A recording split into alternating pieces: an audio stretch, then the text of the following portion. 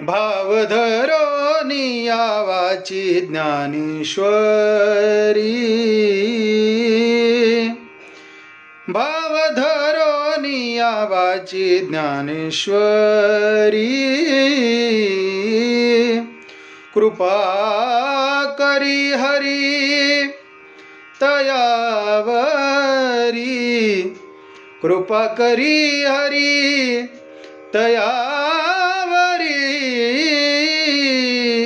स्वमुखे आपण सांगे तो श्री विष्णू, श्री गीता हा प्रश्न अर्जुनेसी, तेची ज्ञानेश्वरी वाचे वदता साचे, भय कळी काळाचे नाही तया, स्वमुखे आपण सांगे तो श्री विष्णू, एका जनार्दनी संशय छांडोनी, दृढ मनी धरी ज्ञानेश्वरी,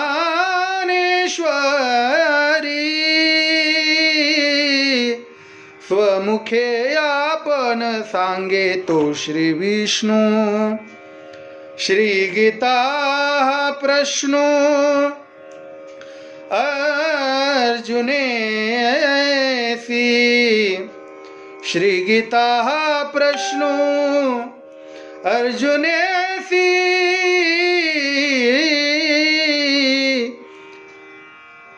पुंडलिक वरदा हरी विठ्ठल श्री ज्ञानदेव तुकाराम माऊली ज्ञानेश्वर महाराज की जय, शांती ब्रह्म एकनाथ महाराज की जय। रामकृष्ण हरी भानुदास एकनाथ सर्वांना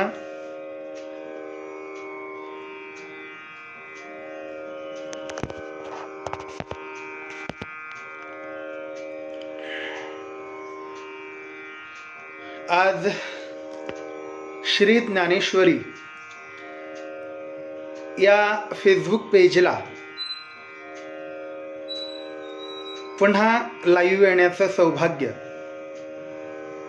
माझ्या वाट्याला प्राप्त झालंय।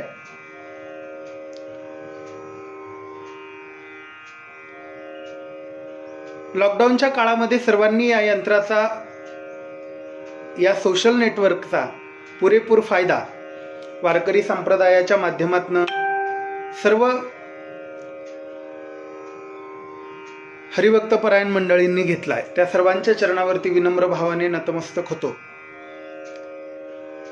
तसेच नेहमीप्रमाणे आज श्री ज्ञानेश्वरी हे फेसबुक पेज, या पेजला आशीर्वाद हरिभक्तपरायण गुरुवर्य सद्गुरु श्री योगीराज महाराज गोसावी व आदरणीय श्री पुरुषोत्तम दादा यांचं या पेजला आशीर्वाद आहे।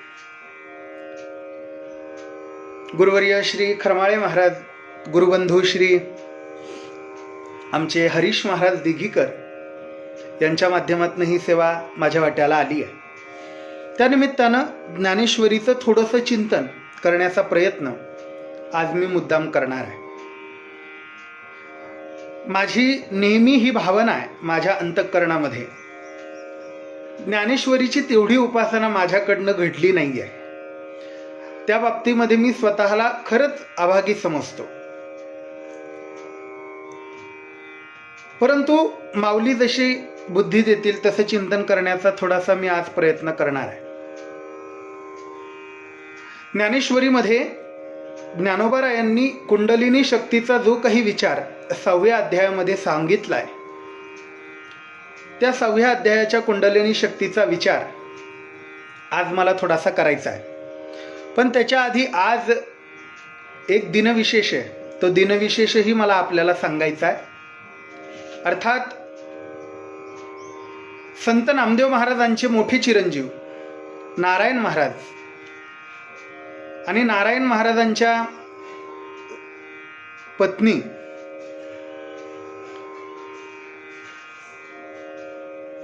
सौभाग्यकांक्षिणी श्री लाडाई आईसाहेब यांचा आजचा पुण्यतिथी दिवस आहे.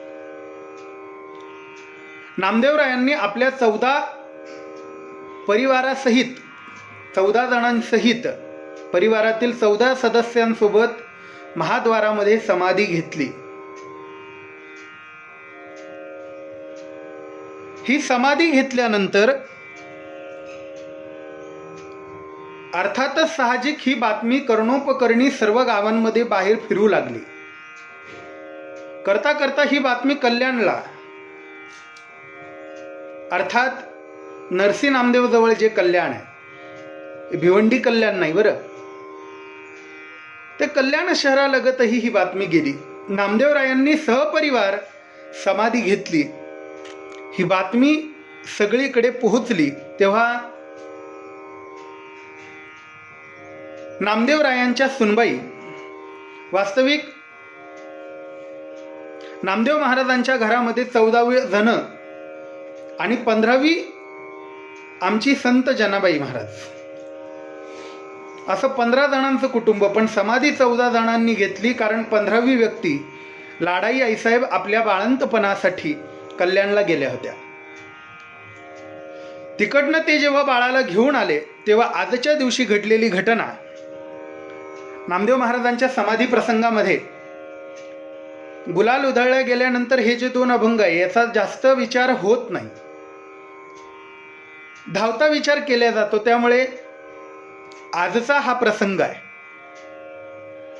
आणि आज हा प्रसंग मला का सांगावासा वाटतोय, कारण ज्या यौगिक प्रक्रियेनं परमात्म्याने लाडाई आईसाहेबांना समाधी दिली ती योग प्रक्रिया म्हणजेच कुंडलिनी शक्ती आहे. म्हणून मला हा विस्तार थोडासा करायचा आहे. घटना अशी घडली, नामदेवरायांनी समाधी घेतल्यानंतर परमात्म्याला करमेना. वियोग नाम्याचा नसा हे गोपाळा, न जाये राऊळा पांडुरंग. नामदेव महाराजांचा वियोग परमात्म्याला काही सहन होईना. देवळामध्ये परमात्मा गेले नाहीत. पद्माळ्यासी तेव्हा राहे विश्वंभर. परमात्मा पद्माळ्याला राहू लागले. आईसाहेब रुक्मिणींना हे जेव्हा कळालं तेव्हा आईसाहेब रुक्मिणी ह्या परमात्म्याजवळ आल्या आणि परमात्म्याला प्रार्थना करू लागल्या, देवा चलाव मंदिरा, देवा पुरुषोत्तमा, येईल गे नामा माझा जेव्हा. रुक्मिणी, अगं माझा जेव्हा नामदेव येईल ना तेव्हाच मी मंदिरामध्ये येणार आहे बघ, त्याशिवाय मी मंदिरात येणार नाही. कारण तयावीन मददाई दिशा ओस, त्याच्याशिवाय मला सगळीकडे उदास वाटतंय. आणि म्हणून रुक्मिणी मला इथेच राहायचंय बघ. परिसा म्हणे आईसी आवडी नामेची, म्हणून या त्याची सेवा करू, आपण इथेच थांबू म्हणाले. आईसाहेब रुक्मिणींनी समजावलं आणि तेवढ्यामध्ये तिकडनं लाडाबाई आल्या आपल्या बाळाला घेऊन. पंढरपुरामध्ये आल्यानंतर आल्याबरोबर बायांनी सांगितलं, अगं अगं अगं अगं लाडाई, नामदेव महाराजांनी 15 जणांना 14 जणांसकट म्हणले समाधी घेतली. लाडाई आईसाहेब थरथर कापू लागल्या. कोणी दिली म्हणले त्यांना समाधी? देवानं दिली म्हणले. बघतेच त्या देवाला. डायरेक्ट लाडाई साहेब बाळाला घेऊन देवाजवळ गेल्या. बाई म्हणले, माझं नशीब करंट, पूर्व संबंधे मज दिधले बापाने, शेखी काय दाणे झाले मज. माझ्या बापानं माझा संबंध या पंढरपुरात केला म्हणले बाई. आणि काय मला दुर्बुद्धी सुचली, माझ्या बाळणपणासाठी मी माझ्या माहेरी गेली. प्रसूता लागी मज आणिले कल्याण, अंतरला राणा पंढरीचा. परमात्म्यापासून मी दूर झाले. ते जे लेकरू झालं होतं त्याचं नाव मुकुंद. लाडाई आईसाहेब म्हणू लागल्या, मुकुंदे मजसी थोर केला गोवा. या मुकुंदानं म्हणाले, लोटी येले भव नदी माझी, मला या भवसागरामध्ये लोटलं, अडकवलं. का? कारण मी जर बाळणपणासाठी गेली नसती तर मलाही समाधी घेता आली असती. ऐकिला वृत्तांत सगळे झाले गुप्त, माझेची संचित खोटे कैसे, माझं कर्म दरिद्रीय म्हणले. 1272 कृष्ण त्रयोदशी आषाढ हे मासी देवद्वारी, सर्वांनी हो देह अर्पिला विठ्ठली, मज का ठेविले पापिणीसी. देवा, अरे माझ्या पापिणीला का ठेवलंस बाबा? सगळ्यांनी देह अर्पण केला, पण माझ्यासारख्या पापिणीला का ठेवलंस तू? म्हणून जरी देवा तुम्हाला सोडलं असलंस ना, तरी लक्षात ठेव, गाठ माझ्याशी आहे. लाडाई म्हणे देवा, देवा ऐक, लाडाई म्हणे देह अर्पीन विठ्ठला, म्हणून आदरीला प्राणायाम.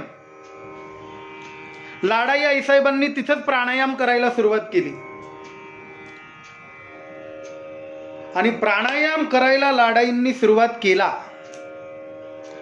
तेवढ्यामध्ये पंढरीनाथ तिथे आले. जोडून या पाणी करी विनवणी, मी आता प्राणायाम करीन देवा, म्हणून हात जोडले आणि हात जोडून भगवंताला बोलवलं. धावचक्र पाणी पांडुरंगा, पांडुरंगा, धावचक्र पाणी पांडुरंगा. धाव म्हणले पटकन.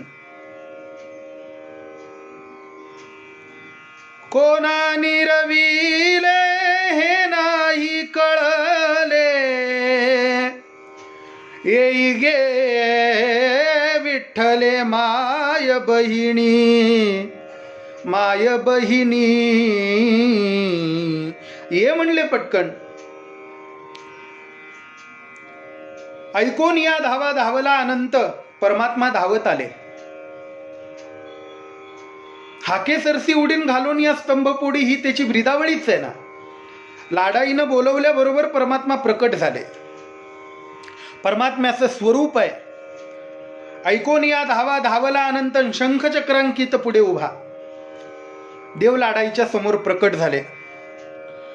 लाडाई आईसाहेबांनी ते पोरग घेतलं आणि देवाच्या हातात दिलं. घाली ओसंगळा सांभाळी विठ्ठला तुझा तुझी. हे घे म्हणले हे पोरग, याच्यामुळेच मला समाधी घेता आली नाही. सांभाळ म्हणले तुझं तुझं हे पोरग. कारण कुणाला जन्माला घालायचंय, कुणाला मारायचंय हे तूच ठरवतोस ना. हे घे म्हणले तुझं पोरग, सांभाळ आता. कारण तुझ्या मनामध्ये जर असतं तर मी समाधी आधीच घेतली असती, मी माहेराला गेली नसती. आणि म्हणून परमात्म्याच्या हातामध्ये ते बाळ दिलं. आणि मग आता देव बोलू लागले. देव म्हणे तुझ्या पूर्वजांची भाक दिधली ऐक सांगतो मी. तुझ्या पूर्वजांना मी वचन दिलंय. काय? तुमची वंशावळी पोषीन मी सत्य, तुमची वंशावळी पोषीन मी सत्य, तुमची वंशावळी पोषीन मी सत्य. म्हणून कुरवाळीत पद्म करे, म्हणून कुरवाळीत पद्मा करे.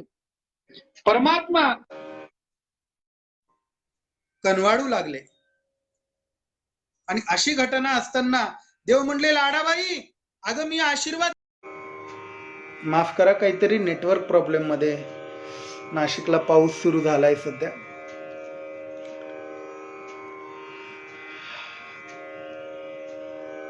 तुमची वंशावळी पोषीन मी सत्य.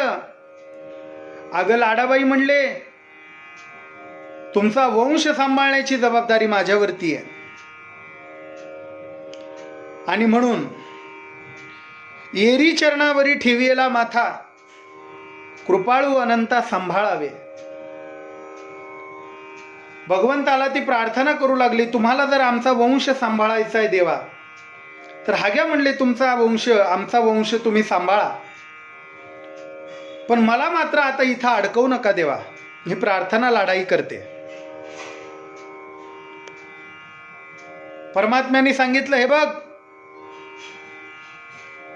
आता तू एक काम कर, तुला तर समाधी मी देणारच आहे म्हणले, पण आता तू ध्यान धर. आता नेमकं हे ध्यान धरायचं कसं? या ध्यान धरण्याची प्रक्रिया माऊलींनी 6व्या अध्यायामध्ये सांगितली आहे.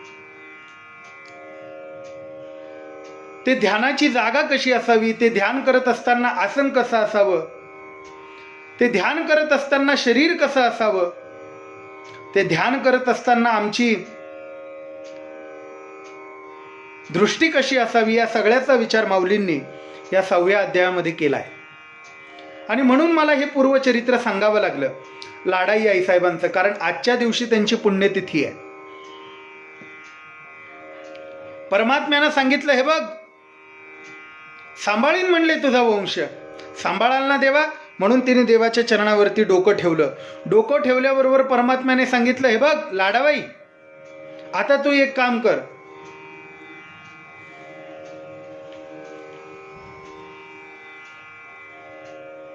लाडाबाई एक काम करा म्हणले. काय? ध्यानी धरोनी मूर्ती सभाय अंतरी. लाडाबाई एक काम करा म्हणले, ध्यानी धरुणी मूर्ती सभाय अंतरी, आता या उपरी न देखे काही. लाडाबाई, आता याच्या उपर काहीही विचार मनामध्ये आणू नका, फक्त मला बघा, माझी मूर्ती ध्यानामध्ये धरा. ध्यानामध्ये जी योगिक प्रक्रिया परमात्म्यानं सांगितली आहे ती ही आहे, ध्यानी धरुणी मूर्ती सभाय अंतरी, आता या पुरी उपरी न देखे काही, आता काही बघू नका म्हणले. आणि मग लाडाबाई परमात्म्याला प्रार्थना करू लागल्या. लाडाई म्हणे देवा घेई हृदयात, देवे मग गुप्त केली ते. परमात्म्याने लाडाबाईंना तिथं गुप्त केली आणि गुप्त केल्यानंतर आपल्या हृदयामध्ये अलंगून त्याच ठिकाणी लाडाबाईंना गुप्त केली. तिथून पुढे नामदेवरायांच्या वंशजांचा त्या मुकुंद महाराजांपासून विस्तार झाला. नेमकी आता ही ध्यानाची प्रक्रिया काय आहे? वास्तविक संतांनी ही कुंडलिनी शक्ती वगैरे याचा विचार सांगितला नाही असं नाही, सगळ्यांनी सांगितलंय. नाथ महाराजांनी तर आपल्या एका वासुदेवामध्ये सांगितलंय, पूर्वार्धामध्ये सांगितलंय, जपतप अनुष्ठान व्यर्थ कासया करणे. आणि त्याच्या पुढे सांगितलंय नेमकं कुंडलिनी चा विचार काय असतो, तो पुढच्या चरणात आहे. शरीर शोषण प्राण निरोधन मनोजय हटयोग, गुडपीडन कुंडलिनी कलिमल दलभंग, ऊर्ध्व वायूचा श्वेत तोडून करयो वनभंग, ब्रह्मरंध्री मिसळे परिमुमुक्षुदंग. ओम नमो भगवते रामकृष्ण वासुदेवा. नाथ महाराजांनी सुद्धा हे सांगितलंय आणि म्हणून तोच विचार आपल्याला करायचा आहे. जीवनामध्ये नेमकं ध्यानाची गरज काय? वास्तविक हा योग जो आहे तो कठीण आहे आणि त्याच्याही पेक्षा क्षेम हा कठीण आहे. कठीण योगाहुनी क्षेम असं वर्णन आहे. आणि म्हणून 6व्या अध्यायामध्ये माऊलींनी ही कुंडलिनी शक्तीचा थोडासा विचार सांगितला आहे. आम्हाला आधी ध्यान करण्यासाठी आमचं आसन नीट शुद्ध ठेवलं पाहिजे. श्रीमद भागवतामध्ये जेव्हा मन एकाग्र कशाने होईल हा प्रश्न जेव्हा परीक्षिती पूज्यपाद शुकाचार्यांना विचारतो, शुकदेवांना विचारतो, तेव्हा शुकदेव राजा परीक्षितीला पहिला नियम सांगतात. राजा, जितासनो जित श्वासो जित संगो जितेंद्रिय. राजा, जितासनो, आधी आसनाला जिंका. आसनाला जिंकण्यासाठी जितश्वासो, श्वासाला जिंका. श्वासाला जिंकण्यासाठी जितसंगो जितेंद्रिय, इंद्रियाला जिंका. ही सगळी भावना शुकाचार्यांना सांगितली आहे. आता अर्जुन भगवंताला प्रार्थना करतो, देवा, अरे केव्हाच तुम्हाला हे सांगतोय, तेव्हा एक काम कर ना, हे योगशास्त्र मला सांग. तू कधी सांगशील हे योगशास्त्र? कारण मी उत्कंठारूपी सागरामध्ये बुडालोय आणि असं असताना तुम्ही मला यातून बाहेर काढू नये का? हे तुमचं कर्तव्य आहे देवा. तेव्हा भगवान कृष्ण म्हणाले, अर्जुना, अरे उतावीळपणानं का बोलतोस? मी आपणहून तुला सांगतोय, तू फक्त लक्ष दे, ऐक. म्हणाले, हा योग अनुष्ठान करण्यासाठी खऱ्या अर्थानं अनुभव अनुष्ठान करून घेतला पाहिजे. नुसत्या श्रवणानं याची गरज भागणार नाही. स्वतः परमात्मा सांगतो, याचा आपल्याला, तुका म्हणे चाखोनी सांगे, अनुभव घेतला पाहिजे. आणि तो कुठे घेतला पाहिजे? तर म्हणाले, अनुष्ठान करून हा अनुभव घेतला पाहिजे. तरच हा याचा खरा उपयोग होणार आहे. म्हणून अशा प्रकारच्या योगाभ्यासाचा अनुभव साधकाला योग्य ठिकाणी आला पाहिजे. त्याला योग्य स्थान निवडलं पाहिजे. कसं असावं ते स्थान? ते स्थान असं असावं, म्हणाले, तिथं सहज बसलं तरी माणसाची बुद्धी ही वासना विरहित झाली पाहिजे. जेथ अराणुकेचे निकोडे बैसलिया उठो नावडे, वैराग्यासी दुनिव चढे देखलिया जे, असं ते स्थान असावं. कसं कसं कसं? म्हणाले, जेथ अराणुकेचे निकोडे, ते स्थान असं असावं. म्हणाले, सहज बसला असताना तिथून हालू सुद्धा नये असं ते स्थान असावं. आणि जे स्थान पाहिल्याबरोबर आमच्या अंतःकरणातलं वैराग्य दुप्पट वाढावं असं ते स्थान असावं. ज्या ठिकाणी संतांनी वास्तव्य केलेलं आहे तिथं संतोषाची पुष्टी होते आणि मनाला धैर्याचा उल्हास प्राप्त होतो, अशी ती जागा असावी. अर्जुना, ह्याच योगाचा अभ्यास करण्यासाठी तिथं ते जे स्थान आहे त्या ठिकाणी साधक असले पाहिजे. साधकांकडनं त्या ठिकाणी तो योगाभ्यास घडत गेला असावा. अर्जुना, ते स्थान एवढं शुद्ध असावं, एखादा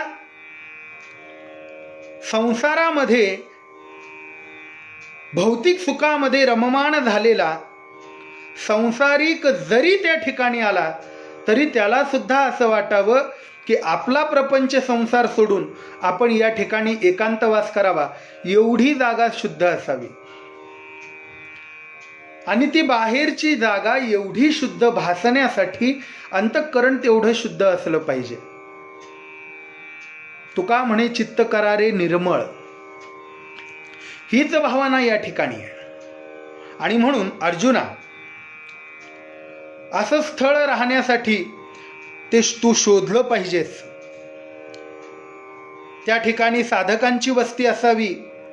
मात्र सामान्य लोकांच्या येण्या जाण्यानं ते स्थान मलिन होता कामा नये. अर्जुना, संसारिक लोक त्या स्थानावरतून चालून गेली नाही पाहिजे असं ते स्थान असावं.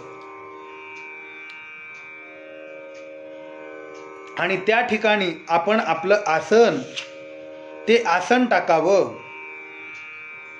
त्या आसनावरती बसून आपण मन एकाग्र करावं, सद्गुरु स्मरण करून योगाचा अनुभव घ्यावा. आसन मुद्रा ही महान सांगितली आहे. जितासनो, अनेक प्रकारचे आसन आहेत. दर्भासन आहे, मृगासन आहे. ते स्थान उंचावरती नसावं, जास्त खाली नसावं. माऊलींनी हे सगळं सांगितलंय.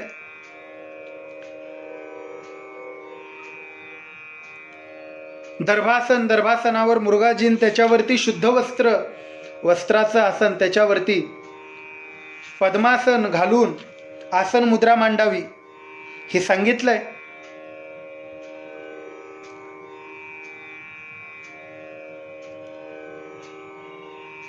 ते आसन अंथरल्यानंतर आपण स्वतः ज्या अवस्थेमध्ये बसणार आहोत त्या आसन मुद्रेची महानता ज्ञानोबारायांनी सांगितली आहे. चरणतरे देवहडी, आधारम द्रुमाच्या बुडी, सुघटिते गाढी संसारी पा. अशी अवस्था धारण करत असताना अर्जुना,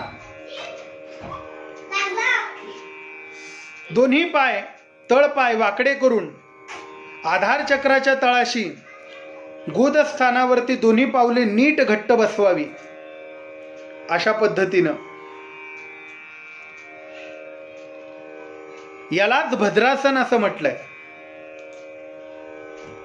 आणि या भद्रासनामध्ये आता साधा आम्हाला पद्मासनात बसता येईना, तिथं भद्रासन कसं आहे, अवघड आहे. फक्त ऐकून ठेवा, जाऊ द्या. त्या भद्रासनावरती बसल्यानंतर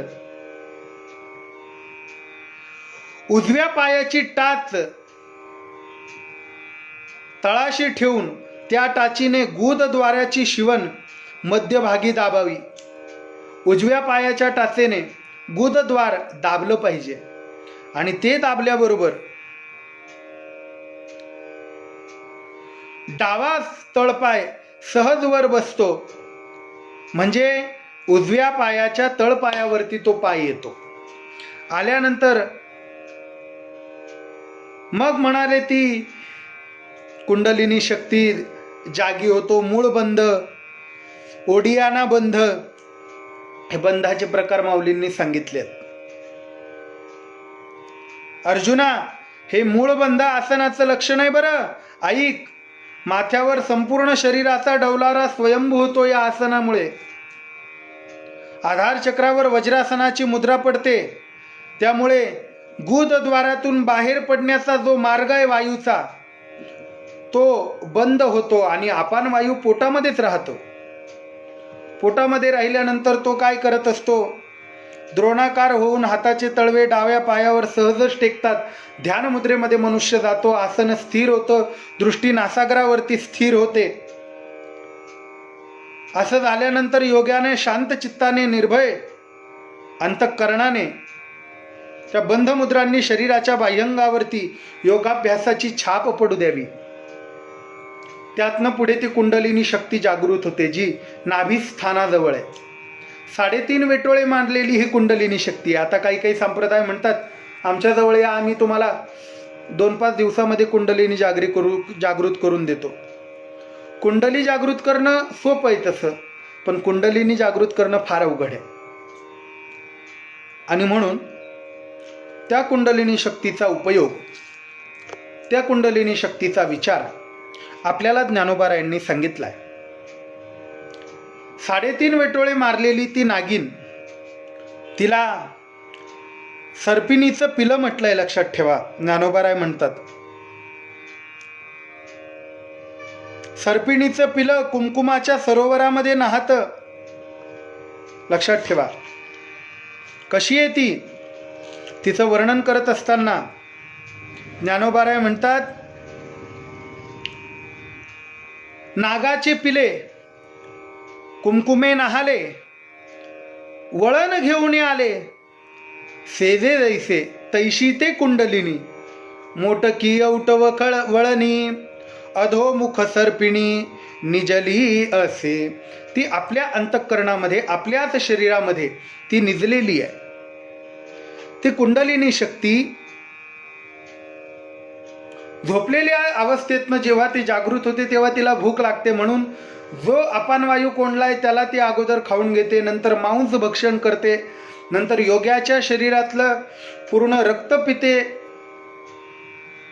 पूर्ण मांस खाते. म्हणून योगी कृश असतो, लक्षात ठेवा. एखादा जर 100 किलोचा माणूस म्हणत असेल मी योगी आहे, तर ती कितपत शक्य आहे हे प्रश्नच आहे, लक्षात ठेवा. आणि म्हणून कृश असतो योगी. करता करता करता करता ती ब्रह्मरुद्र रंध्रातनं वरती येते आणि आपल्या दोन्ही मस्त भ्रुकुट्यांच्या मध्ये अमृताचं तळ आहे, तिथे अमृत पिते आणि ब्रह्मरंध्राला छेदून वर निघून जाते. मग साधकाला समाधी लागते. हा कुंडलिनी शक्तीचा विचार आहे. पण हा कितपत योग्य आहे, हा आत्ताच्या मनुष्यांना कितपत आवडेल, कितपत रुचेल, कित्येक जण याचा अभ्यास करतील, हा प्रश्न आहे. पण या मागच्या सर्वात महत्वाचा उद्देश हाच आहे की असा एकही विषय नाही की ज्ञानोबारायांनी तो ज्ञानेश्वरीमध्ये सांगितला नाही. ज्ञानोबारायांनी अनेक विषय सांगितलेत. मला वाटतं परवा कालच वाटतं कालच्या महाराजांनी विज्ञान, ज्ञानेश्वरीतील विज्ञान हे छान विषय सांगितला. ज्ञानेश्वरीमध्ये काय नाही म्हणून तर तुकोबारायांनी, ज्ञानोबारायांनी जेव्हा तो साधक पाठवला त्यावेळेस तुकोबाराय ही भावना बोलून दाखवतात. काय ज्ञानेश्वरी उने, ज्ञानेश्वरीमध्ये काय ऊन आहे? जिही पाठविले धरणे, काय ज्ञानेश्वरी उणे. काय ऊन आहे ज्ञानेश्वरीमध्ये? सर्व प्रकार ज्ञानेश्वरीमध्ये आहे. त्या कुंडलिनी योगाचं विस्ताराने वर्णन केलेलं आहे. पण आमच्यासाठी तो उपयोगाचं नाही, कारण आम्ही ते करण्यापेक्षा सोपं करावं. सदा नाम घोष करू हरी कथा, तेने सदा चित्ता समाधान, तेने सदा चित्ता समाधान, सर्व सुख ल्यालो सर्व अलंकार. आणि म्हणून परमात्म्याच्या नामाचं अजिबात कुठेही जाऊ नका. नाथ महाराज म्हणतात, न लगे न लगे तीर्थाचे भ्रमण, न लगे